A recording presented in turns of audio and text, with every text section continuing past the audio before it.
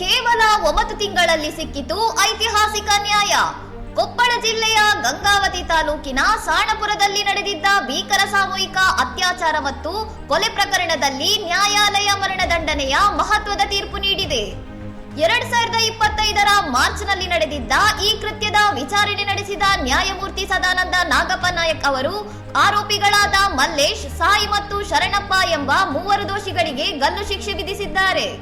Home ಸ್ಟೇನಲ್ಲಿ ತಂಗಿದ್ದ ಪ್ರವಾಸಿಗರ ಮೇಲೆ ಮದ್ಯದ ನಶೆಯಲ್ಲಿ ಹಲ್ಲೆ ಮಾಡಿದ್ದ ಈ ನರಧಾಮರು ಇಸ್ರೇಲ್ ಮೂಲದ ವಿದೇಶಿ ಮಹಿಳೆ ಹಾಗೂ ಭಾರತೀಯ ಮಹಿಳೆಯ ಮೇಲೆ ಸಾಮೂಹಿಕ ಅತ್ಯಾಚಾರ ನಡೆಸಿ ವಿಕೃತಿ ಮೆರೆದಿದ್ದರು.